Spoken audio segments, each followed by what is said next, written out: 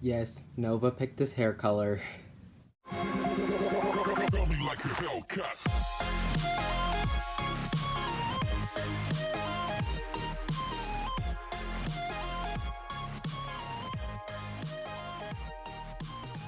Hi goblins and welcome back. So yes, we settled on having red hair this time, and the tablet doesn't know how to pick that up yet.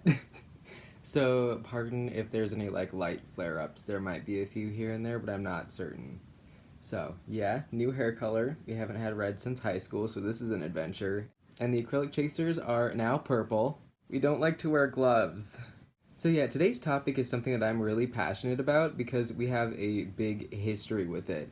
So first off, I'm going to kind of talk about the basics of this, and then we'll go into our personal experience at the end, in case you guys don't feel like a short story right off the bat. So people with D.I.D do have pretty high rates of substance use and subsequently abuse in a lot of cases, but that is nothing to be ashamed of. A lot of times this just starts out as a coping mechanism, but then just kind of goes wrong somewhere along the line. Or some alters may start using it as a way of self-harm. A lot of persecutors like to go out and binge drink, and we've got experience with that as well.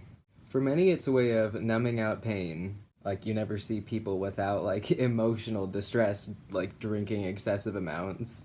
Physical pain is a lot easier to deal with than emotional pain, and being drunk is kind of on that level because it's more something to deal with your body and it takes your mind off of your mind.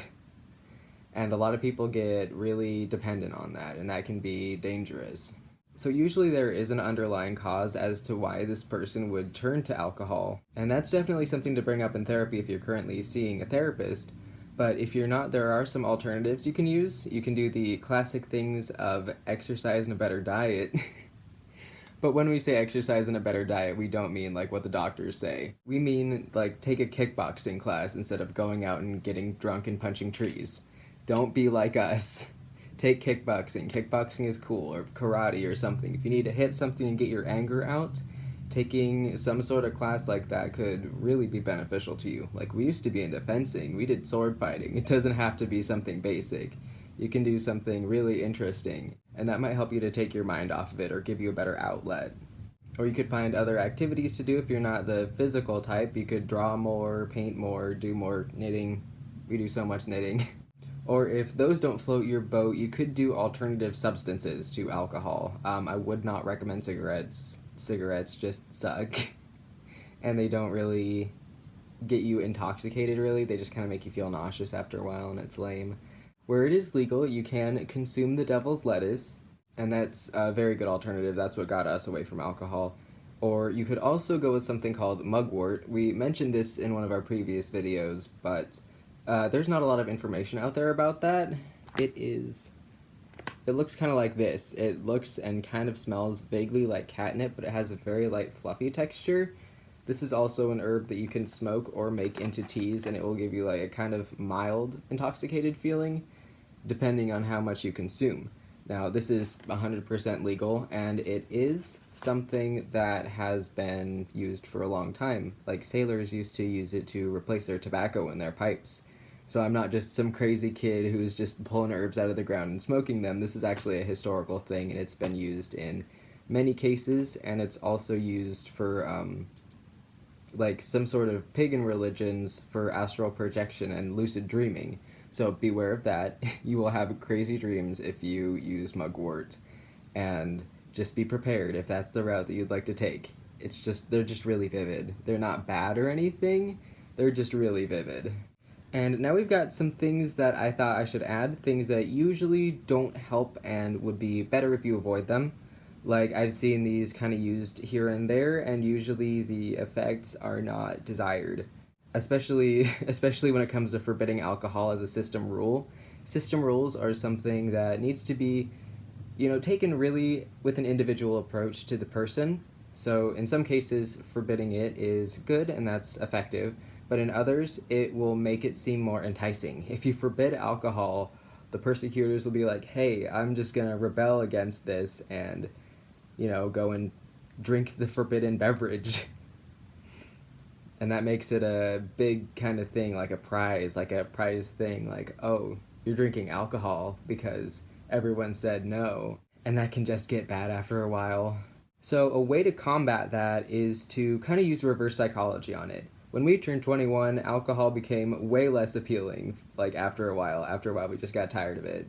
So, it's less fun if it's allowed, and I know that seems like it doesn't make sense and they'll just go crazy with it, but after a while, people tend to get bored of stuff that they're allowed to have, and in cases like alcohol, that's really convenient. Also, something that doesn't necessarily make much of a difference in acquiring the alcohol is putting a lot of emphasis on age. Being underage doesn't really stop people from getting stuff. 100% of our alcohol struggle was when we were under 21. But that does not mean that you should let littles drink. Protect the children. Unless they're being closely observed by protectors and everybody in the system says that it's okay and they're also like mentally like aware enough to know what it's going to do to them. In some cases, littles can drink like a beer, like the Acrylic Chasers let one of their 8-year-olds have a light beer at one point.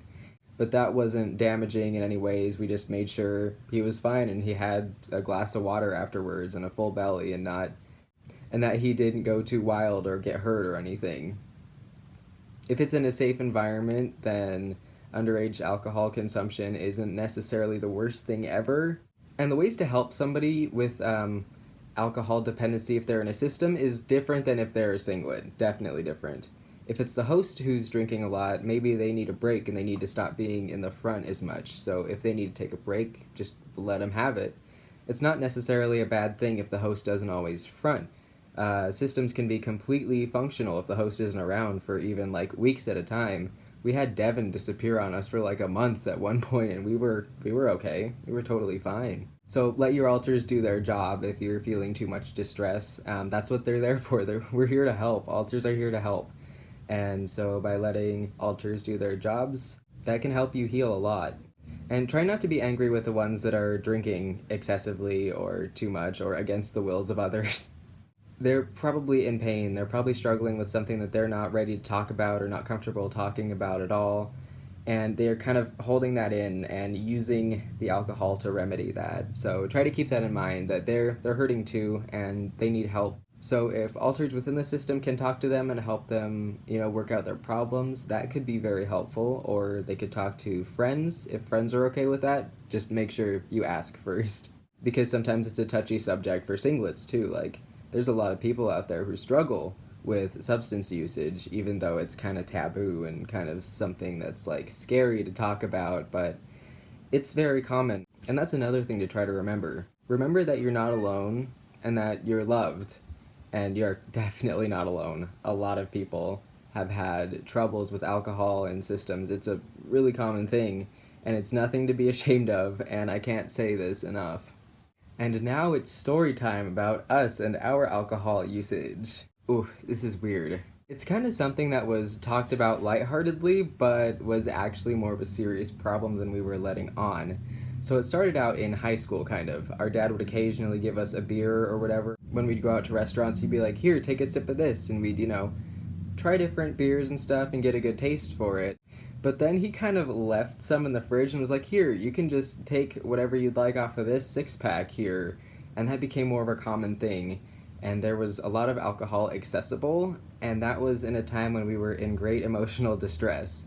It didn't really get bad until sophomore year in college. We were about 19, 20 at the time, and that was the point when we were first going through like our gender transition.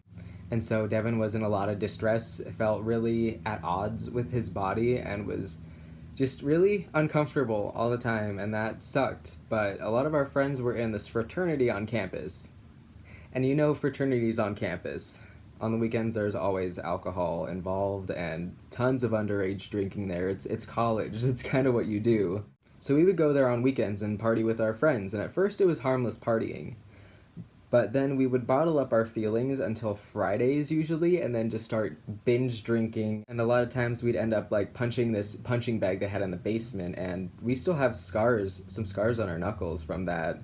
Spots that turn red easier than others because of our drunken punching things. And there was a lot of crying and anger and frustration and people throwing trauma memories at each other for like warfare. At one point, it was Gunther that was usually the party one. There was a few alters that were the ones who would go to these parties. It was usually Gunther, Dare, Vicky, um, Liberty, sometimes Devin. So people you'd think are like these straight edge, like good kids are the ones that were going out and drinking. So this definitely isn't like an isolated thing to like hosts and persecutors. Like anybody in the system could be someone who struggles with alcohol. It's not dependent on your system roles. And after the parties, we started really getting used to alcohol and really enjoying the way that it made us feel. It was fun. It was fun at the time. And then we started like stashing up little bits of alcohol that we would like steal away, like we'd take a couple extra beers from parties, or we would somehow get somebody to buy us like a bottle of alcohol and make that last for a while. We had a whole stash in the wardrobe in the dorm, and it was not good.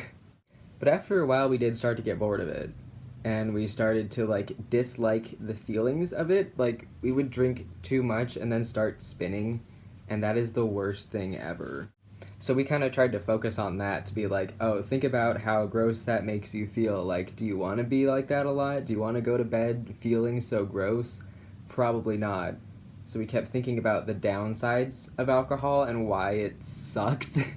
And then we started to think about more enticing alternatives. Like Parsifal went and got like a crap ton of mugwort. We got so much, and rolled like a few like hand rolled cigarettes of them, and Parsifal started using those as a way to numb himself down because he just doesn't like the way the alcohol makes him feel. So honestly, a big part of our stopping drinking was actually Parsifal just not liking alcohol. If you have an alter that doesn't like alcohol, having them front, if they're okay with fronting a lot, having them be out and kind of influence the way that others think about alcohol might be actually pretty helpful. I should have put that earlier in the video. And then after a while, we turned 21. We're currently 21 right now. We're going to be 22 on May 27th, so that's really soon, and that'll be cool. Maybe we'll do a live stream around then. I don't know yet. Being 21 enabled us to go and get the substances ourselves, or at least having a best friend who is now our roommate, who is also 21. Yeah, Alex turned 21 before we did. They're the Amplexus system. They are Scorpios, so they're born in November 20-something, I think. So we used them to get a lot of the things that we were not able to buy until we were 21, which sucked when they jacked up the age for cigarettes. So we had a more reliable, kind of, I guess, safer source of getting the alcohol rather than just trying our luck over at fraternities, because that's not always the best way to go. And then after we turned 21, we could just go in and get whatever we wanted. But that also meant that we could go into dispensaries, which is where you get the devil's lettuce here in Oregon. And that gave us the option to pick from things that would actually be more beneficial rather than just like the party liquid. And while alcohol is still the party liquid and we still drink it sometimes, we only drink like once or twice a month, and sometimes not even that at this point. And we're really appreciative of that. We feel a lot healthier, less stomach pain, and going to sleep nauseous is like a really bad thing for us because we kind of have a fear of throwing up. It's gross. Waking up in the middle of the night to get sick is the worst thing ever.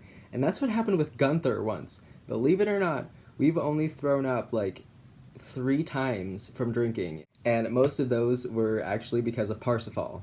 Because he got crossfaded, which is where you drink and then smoke.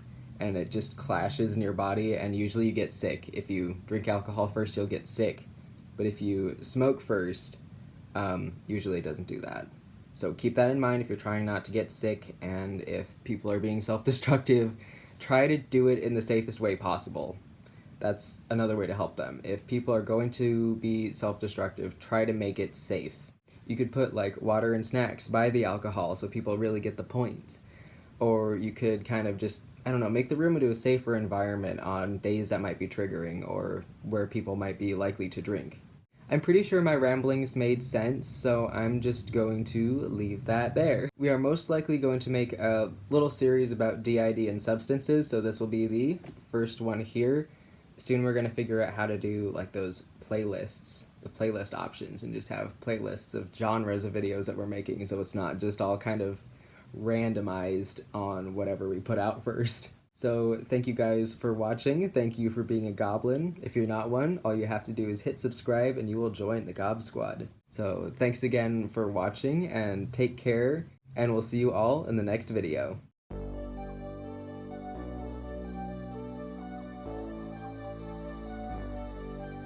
So we put a black comforter on the bed, and one thick boy is very happy.